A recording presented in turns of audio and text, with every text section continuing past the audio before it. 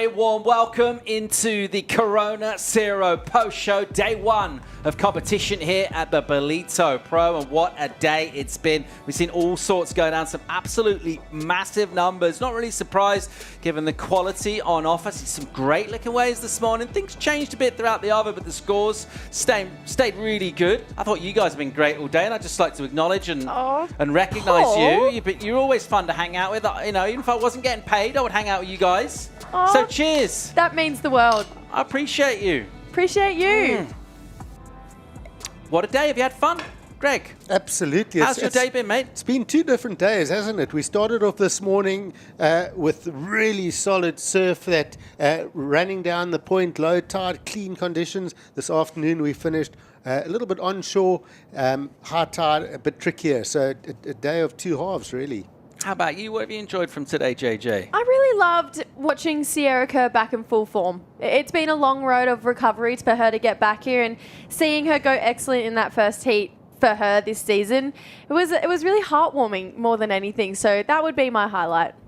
I love that. I reckon that's going to be one of our talking points through this Corona Cero post-show. Let's hear from winner of the last heat, Ryan Kainalo. He ripped. He's with the Frubru. Ryan, that was a really great heat win, inspired perhaps by those airs that were done by Joel. And for you guys, Paul, in the studio, what you might not know is Ryan Kainalo won an event here when he was 12. He then took out the Pro Junior in 2022 and 2023. He won the Pro Junior again this year. And now this is his best Challenger Series result to date in Ballito. Yeah, well, I'm so stoked with this heat and this week. I was watching the last heat, Joe putting big airs, and I saw the wind change the direction, and I just put in my mind, I'm gonna need to go there. And wow, I'm so happy. My board so good that when I won the juniors. So yeah, I'm pretty stoked. So, and then Ryan, back home is about 5 hours behind us here, Sunday afternoon. I'm sure a lot of folks would have tuned in to watch you and support that heat. I'm sure they're stoked with the win. You want to give them a few words in your own language? Pô, queria agradecer a todo mundo que torceu. Foi uma bateria bem difícil. Minha prancha estava muito boa. Queria agradecer ao TBS, também todos os meus outros patrocinadores.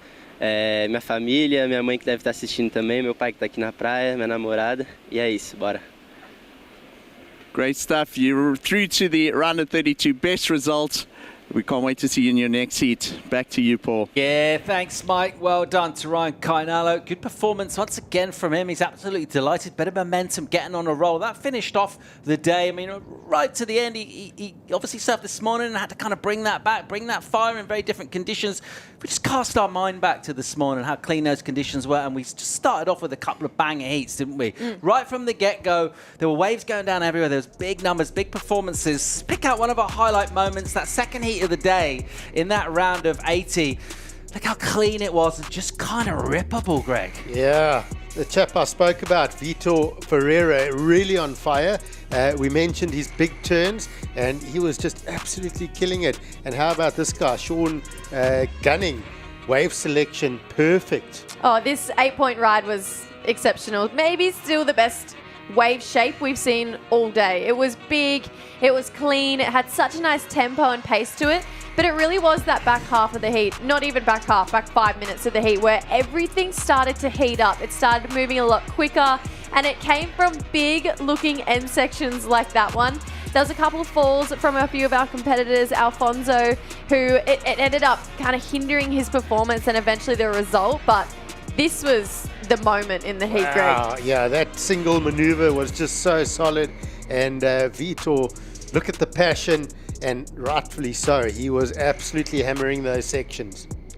Outrageous, all the way from 4th to 1st place in the heat, which also featured an excellent ride from Sean the Prawn Gunning. Disappointment for Alonso Correa and Fred Moraes as well. They bowed out early on. It sort of set the tone, really, that we would see major scalps going down. That's the level of intensity and talent here on the Challenger Series right from the get-go. And once we kind of set the marker there at the very beginning, we kind of thought, well, this is kind of what we're going to be seeing all day. Expect more of this as well. And we headed over into the women's. Obviously, fewer surfers on that tour, so we know we're going to get, you know, so much talent kind of squeezed together. Surfers losing out that you could go all the way for the result.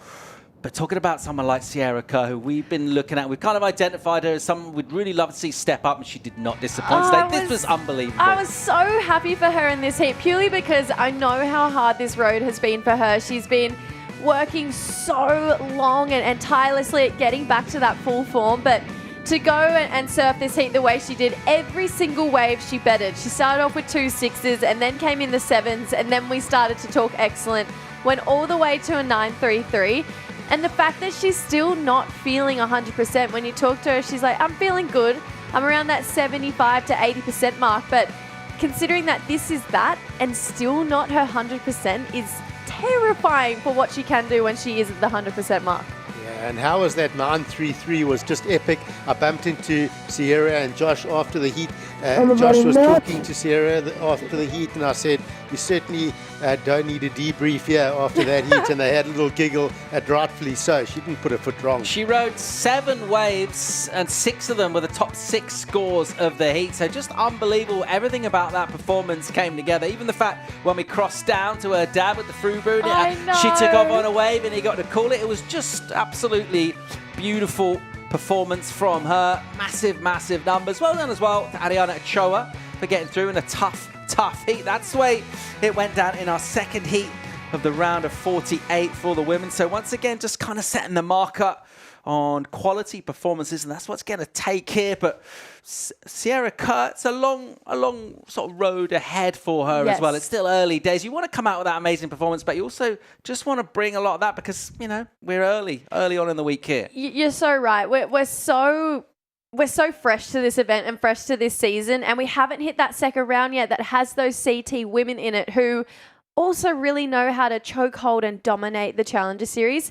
Sierra looks ready to compete with that, though, just with the performance she did today. So if she can find that consistency and bring that to the next round and make that next round, I think it's pretty safe to say she's going to continue to have good results throughout the rest of the week. Speaking of what's coming up throughout the week, let's have a look ahead and see what's on offer from the Indian Ocean for us and just dive into the Surfline forecast as our local legend here. Greg Amsley, what are you seeing, mate? Yeah, I think the next couple of days we're going to see the weather clear up. We're going to see those hot beach days. We'll see that system still sending us a few swells, even though it may taper off slightly, get a little bit peakier. We're going to see those offshore winds in the morning. Beautiful, clean conditions, low tide. The mornings are going to be the best of the pick, and then maybe a bit trickier into the afternoons, the higher tide. But I think we're still going to see some fantastic waves, especially in the morning. We're going to see those big scores. Yeah, tomorrow morning slightly smaller than what we saw today, but really clean. There's actually a slight puff of potential air wind as well, so pretty exciting to see. Probably the men's out there, but then when we look to the rest of the week, it slightly increases again to that 4 to 6 foot, which we know is big drama on those end sections when it gets to that size. Come down in the morning, maybe get bowed surf, dreamy, clean, velvety conditions. But if you're going to win this event, you're going to have to come down in the afternoon and deal with that as well. I mean, that's just part of the reality of what this event's going to be. So really looking forward to how all this is playing out. But that key ingredient of waves, it looks like we've got plenty of those. So that's pretty positive. Should we dive into some of our top 5 moments of the day? Feels like a good time to do that. Definitely. Let's do it. I'm excited. Let's do it. Let's roll it. So moment number 5. This was our World Junior champ, Isla Huppatz. Jess, we talked about the quality and the quiet confidence that she brings. She looked deadly. She did so well to just read this heat so well. At the start of this heat, no one really had scores. We had a couple of 3s, a couple of 4s. Isla sat with priority until the 17-minute mark and then came out with that 7.33, so really ahead of her time here. Yeah, Dane Henry, I mean, just absolutely amazing. Look at those turns. He's got a priority boarding pass and the destination, championship tour. Jett Schilling, number 3. He looks incredible out here. Full of confidence, wasn't he? Just looked deadly. Yeah, extremely deadly. He gave us probably the best claim of the day as well, and that 8.17 was a big statement for him to make. Yeah, and this chap. This guy. Look at him go. Joel Vaughan to the air, full rotation, perfect landing, 9 points. Wow, that was amazing. So Joel Vaughan, absolutely flawless on that maneuver. And here we go for the slow-mo. And you guys can watch this all day long because that was a perfectly executed maneuver. And then obviously number one has to be the 933, the highest wave score of the day so far. Sierra Kerr with impeccable performance. The timing on that second turn as well was just out of this world. So Sierra, it was definitely a solid start to this event. And if I was in that second round and I drew her, I'd be feeling a little bit threatened. Me too. Yeah, I don't think we're surprised to see any of these performances, given the quality we're looking at. But any other sort of takeaways from today? Anything that sort of did catch you by surprise, or things that you kind of pick out as being interesting from today for you personally, Greg? I just think it's putting together those scores. I thought the judges' scores were high in some of the heats. I feel they really let that score line open up, which is what we want to see. And just surfers having to mix it up, like make sure you don't get that opening score and think that you can sit back and just get a backup. You have to surf for those two big scores. The score lines were high today and the competitiveness was massive. So you've got to surf a full heat from start to finish and don't let that scoreboard slip. You've got to keep it growing. JJ, what are you looking forward to most coming up tomorrow and throughout the week? I feel like tomorrow we're going to see a lot of variety. We're going to see everyone start to get a little bit more creative, draw some fun, fresh, new lines. And this is a Ballito that a lot of people have grown comfortable with. So a lot of those guys coming back from the CT, they're going to have to really set the bar high, and then the rest of the field needs to match that. So I'm excited to see who's going to rise to that occasion. All right, well, we've packaged up some highlights from today. We're going to send you out with those. Thanks for tuning in. All updates on worldsurfleague.com. We're going to come back tomorrow morning, make a 6:30 local time call for a potential 7:05 start. Thanks for tuning in, and we'll see you tomorrow. Cheers, guys.